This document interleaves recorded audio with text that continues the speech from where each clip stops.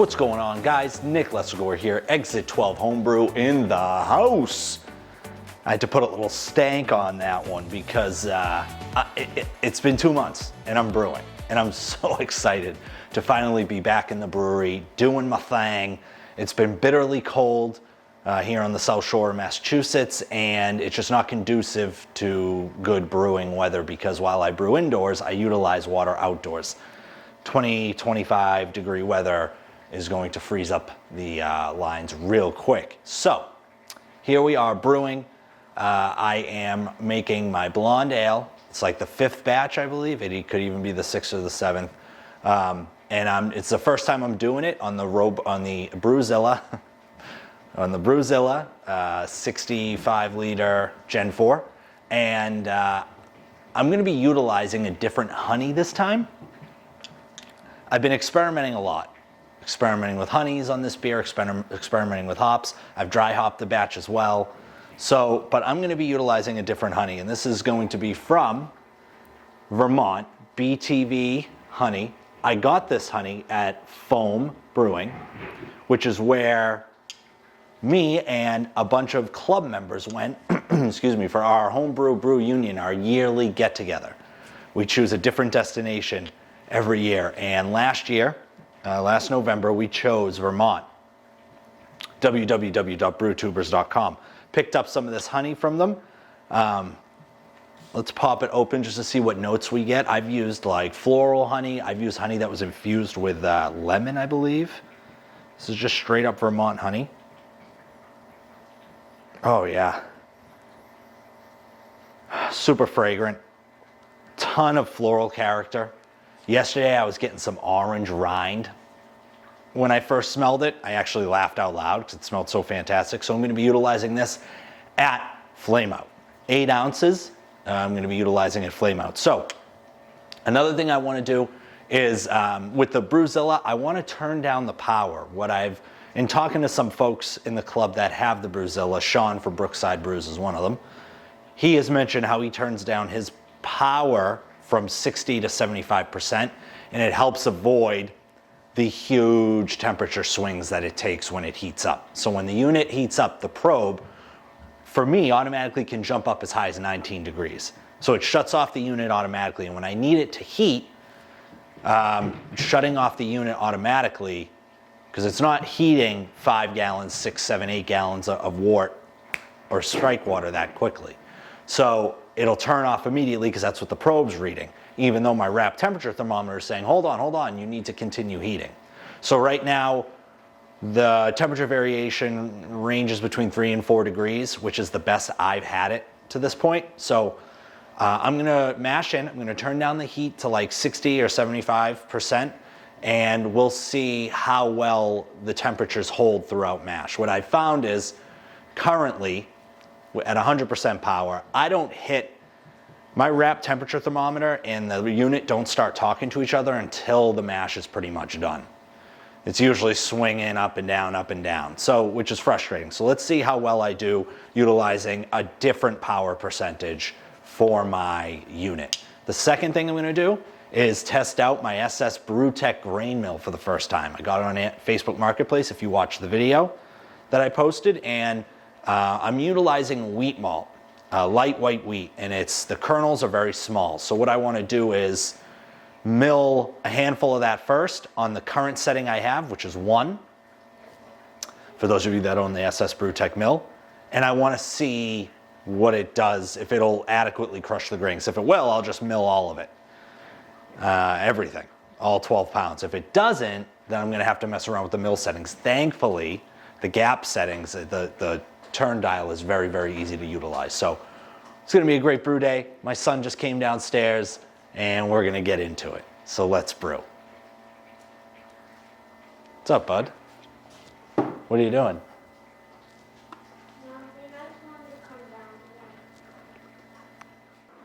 All right, we're gonna turn the mill on.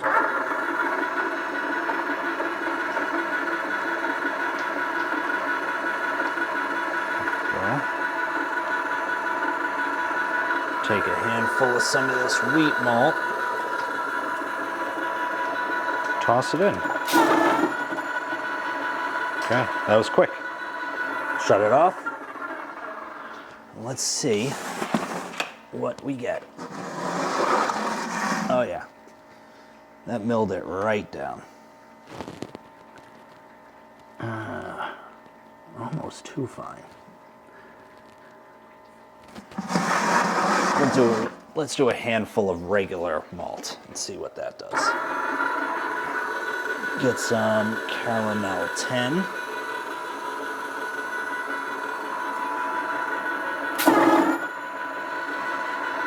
Okay, it is. All right, taking a look at it. It looks pretty well pulverized. I'm actually going to move the mill setting up a little bit. So let's. All you gotta do is twist this.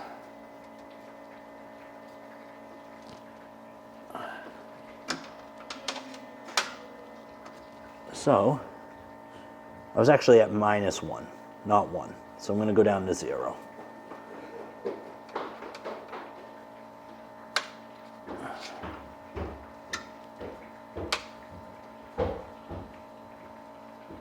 Make it a little more.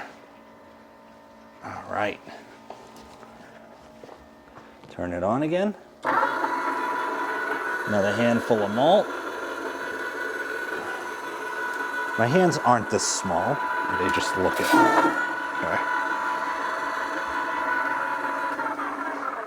Take a look. All right, that looks a little bit better. It's pretty well pulverized. I am a little concerned with efficiency with a new mill, so I'm going to keep it there. It's pretty well pulverized. I'm going to keep it there and see what we get.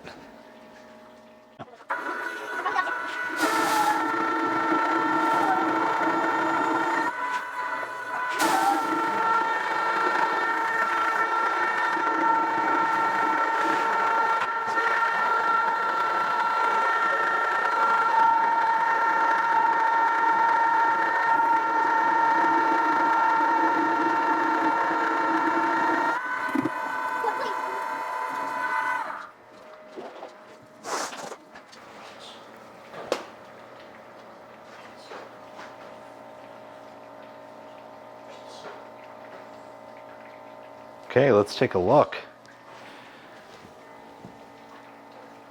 It's pretty well pulverized. I probably could have turned it down. Oh, well, no, it's not too bad.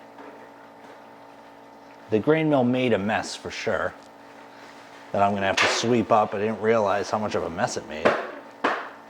I'll have to maybe look into a more customized bucket. I don't really know, but taking a look at it, it doesn't look too bad. The good news is I don't see any kernels that have not been milled, so I will take it. Let's mash in.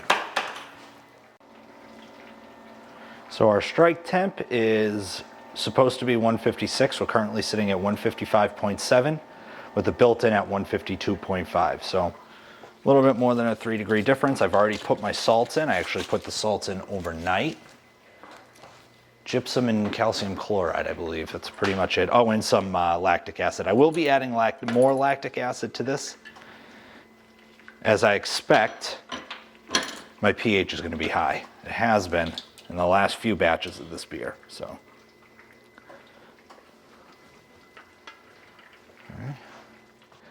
all right. We're at 160.5, 156.1 on the unit. I turned the heat down to 70%, and now we're going to mash in.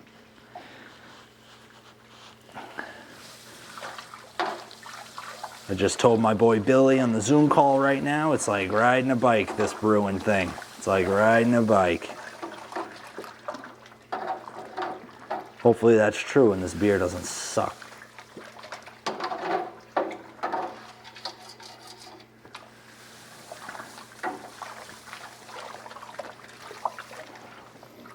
Will say that smell will never ever get old. God. The smell of mashing in is what keeps me coming back.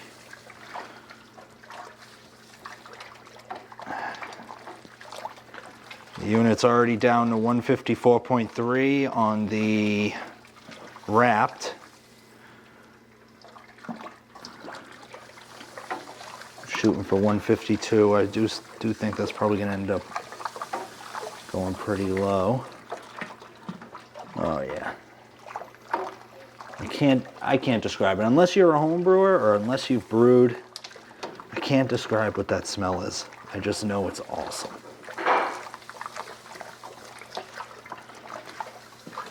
I'm also going to be intrigued to see if I end up getting a stuck mash. But looking at the grain, it looks good. It actually looks good. There's some parts where it's maybe looks like it's a little pulverized, but the grain mill did a good job of at least keeping the husk intact. Oh yeah. So we're already down to 150.4 on the wrapped. 158 on the unit. Differential override. Sweet. That is not what I want. Alright, let's get the rest of this. It's coming forever.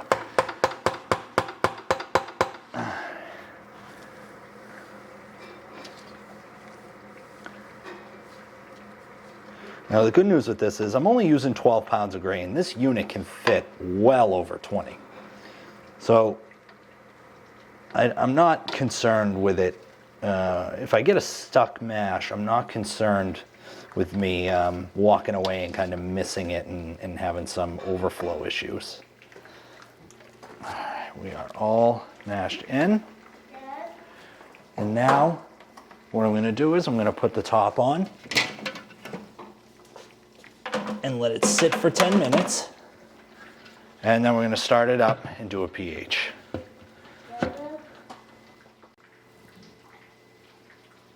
This is the amount of grain that I just swept around the mill. Now, for a mill of the stature of SS Brewtech and the price that it is, retail. I didn't pay retail, but this is entirely too much grain to be leaving out of the beer. That's grain dust. There are some full bits of grain here, some full grain husks. So I'm gonna have to go to the drawing board at some point to determine how I can best get everything out of the mill when I'm milling, because that's crazy. That's a lot that's missed going into the beer. So I just hope I don't see a difference on the back end with the alcohol percentage. If you have the SS Brewtech grain mill and have any tips, let me know.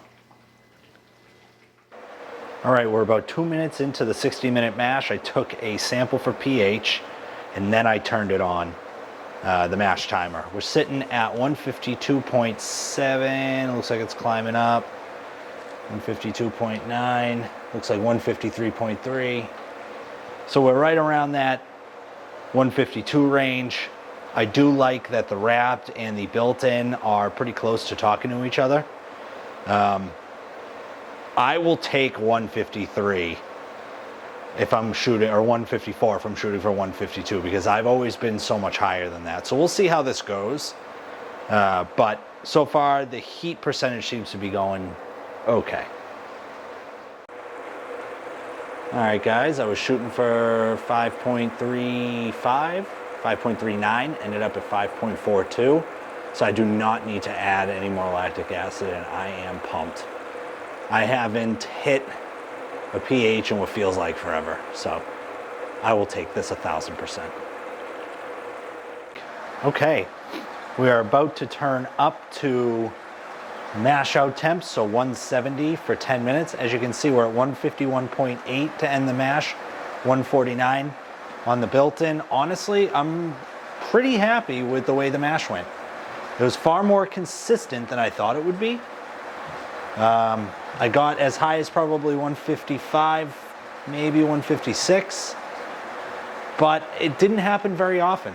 And the difference between the wrapped and the probe was pretty close. And so I'm actually really happy with that. So nice to stay within reasonable mash temps for a beer. I'm going to turn up the heat now to 100% so that we can get, although it may be worthwhile to, actually, you know what, yeah, let's turn it down to 70 and see what happens. Let's keep it at 70 and see if we can, see if the built-in will throw us out of loop. That temperature differential. Okay, so I pulled the sample. We're in the middle of the mash out now. A little bit of a difference to avoid some temperature, the temperature differentiation. What I did was I put it in the freezer for what ended up being 3 minutes. So hopefully we won't get a temperature differential message here.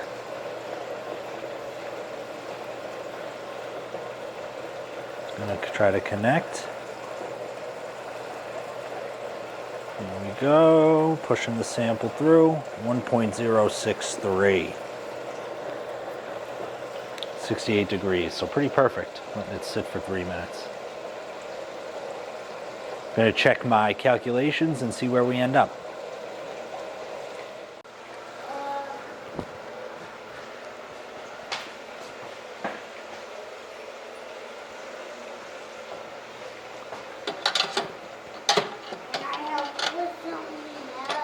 Yeah, I'm going to have you help me in a sec.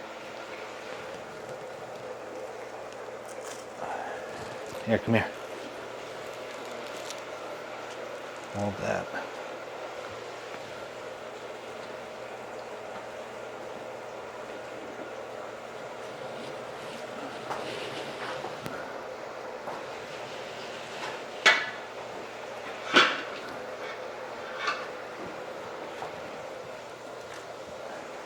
Over here.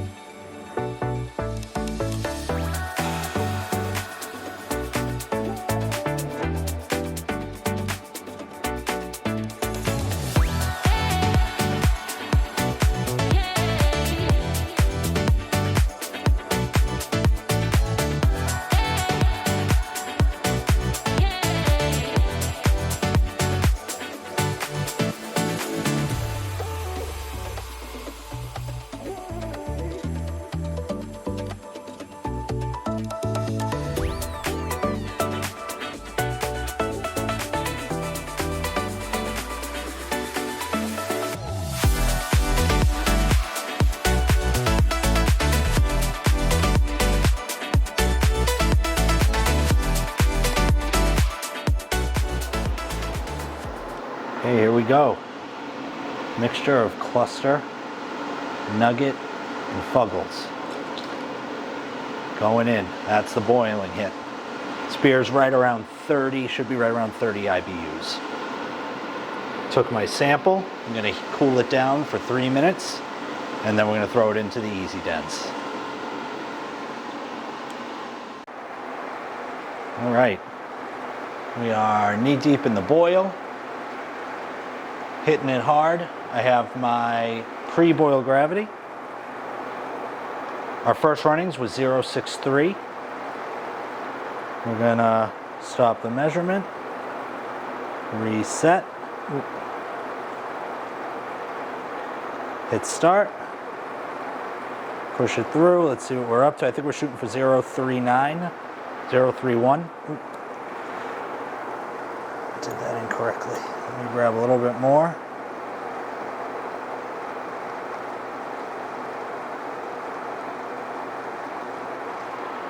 Okay. It's looking like, as I move the camera down, 0.46. So we're a little high. So we'll keep an eye on it. Lost around 20 points on gravity from first runnings to pre-boil. But this is much better. This looks pretty good. So I was concerned with the grain mill and losing some grain. You know, there was quite a bit left over, but this would indicate that I'm looking pretty good. Okay, 6.6 ounces of Eureka hops. That's our first hop addition. And that is at the 10-minute mark. We have 10 minutes left in the boil.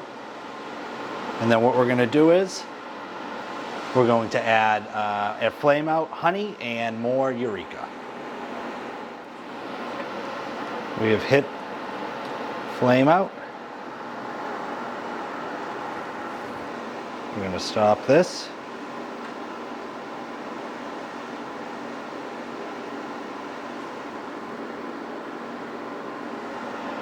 We're adding 1.22 ounces of Eureka hops.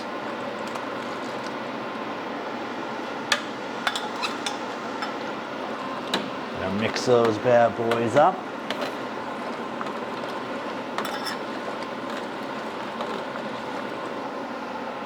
And then, out of curiosity, I know that the honey adds some level of sweetness. So what I want to do is, before I add the honey at flame out, or it adds some level of ABV, I believe. So I'm taking a sample, pre-honey, that I'm going to cool down, and then here is, bang, mange, 8 ounces of Vermont honey. The reason why it has this water-like consistency is because I boiled it down so it would be easier to throw in. So here we go. One of my favorite parts. God, this honey smells incredible. 8 ounces of that good. That good going in. Get every last drop. I'm gonna stir that up for a minute.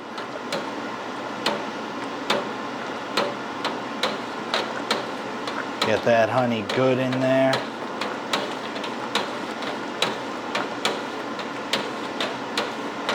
The next batch, what I think I'll do is add the honey at pitch temp and see if that makes a difference in the honey flavor. Yeah, get every last bits. Bang. All right. We have the pre-honey sample. I cooled it down for 4 minutes in the freezer.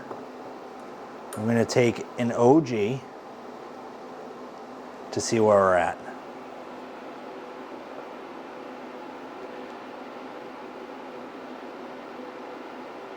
Hitting start. It's in the middle of connecting.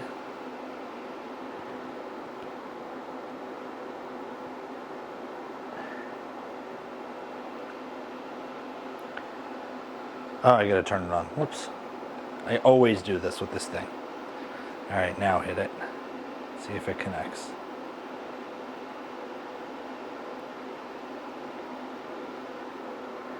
Okay, connect. Here we go. 1.057.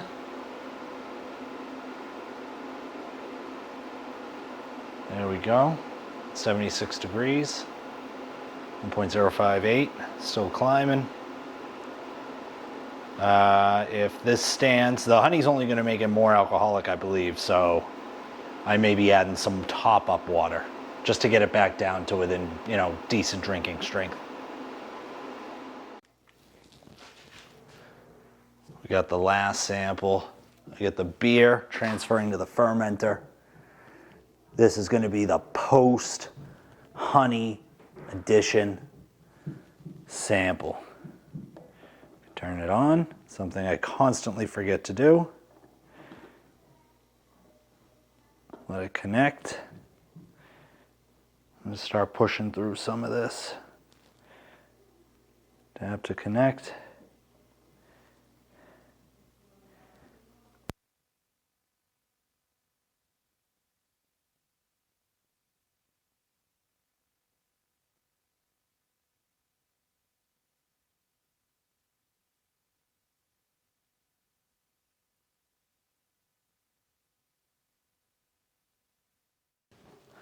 Okay, we're doing it old school. My best friend's Italian Pilsner right now is in my fermentation chamber. So that means in order for me to brew and ferment effectively, I had to carry this bad boy up 2 flights of stairs. And we have to ferment in the area, in the closet of my wife's office. She doesn't know that yet. But we're going old school. This is old school for me. So not only that, but in my calculations, I realized I have to add a gallon of distilled water to water this beer down, because we finished at 0.59 and we were shooting for 0.50. As currently constituted, we're looking at about a 6.5% beer. I want something that's a little bit more better drinking. We finished at 5.7 gallons, and what I wanted was 6. So I'm going to adjust my pre-boil volume moving forward from 8 gallons to 8.5 to help make up for that adjustment. Always adjusting and learning here at Exit 12. So the plan is to pour in the gallon of water, to mix it around with a sanitized spoon, and then to take one final sample with a sanitized turkey baster. So let's do this.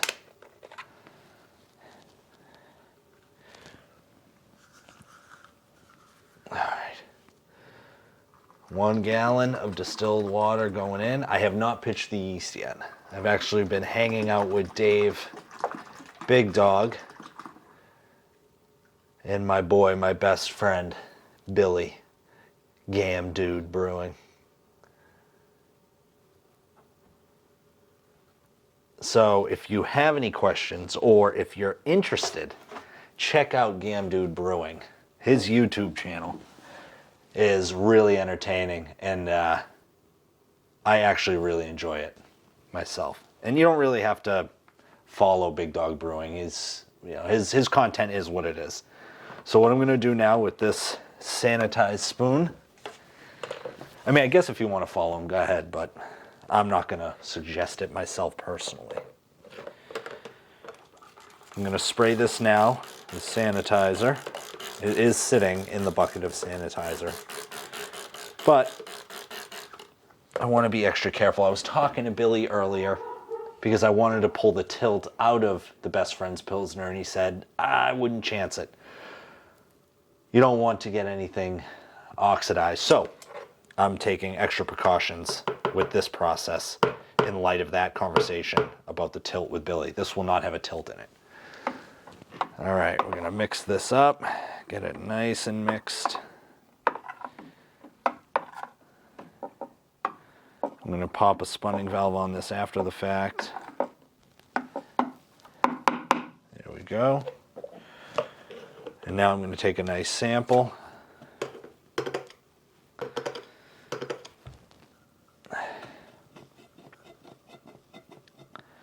Make sure this is nice and dry.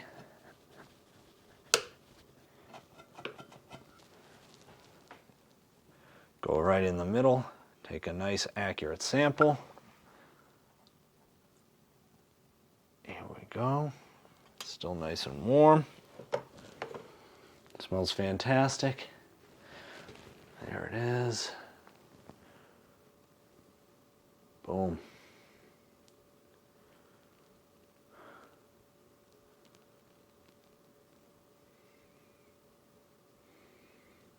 Ooh, I just dropped some on the floor. Whoops.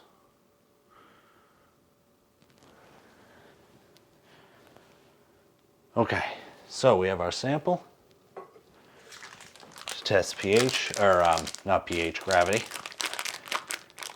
I have California Ale yeast from White Labs. Gonna hit it with some sanitizer on the cap. Pop it open. And we're gonna pop this bad boy in.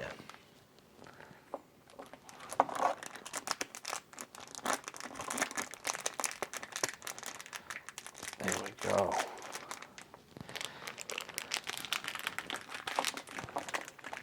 All right.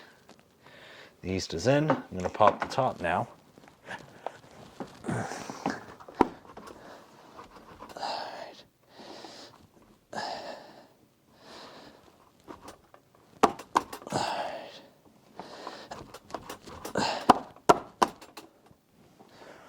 All right, I'm gonna throw a spunding valve on this, and we're gonna call this brew day a day. Thanks so much for watching. Oh wait, no, keep watching. I need to take a gravity reading. I'm gonna pull this sample after I mixed and added a gallon of water, top off water. I'm going to stop measurement, restart, let it connect, push this through, stop measurement, reset, start.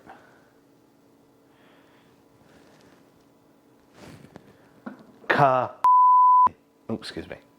Bang, bang, bang, bang. 1.050, just like I wanted. On the button. How do you do? Dave Phelps didn't think it could happen, but here we are. Dave said, Nick, there's no way in the world you're going to be able to get this beer down to your desired gravity. And I said, Dave, you're dope. I'm going to do it. So here we are. 050 on the nose. And we're off. All right, overall, this was a fantastic brew day. Had some mishaps. Had to wait for the water outside to get working.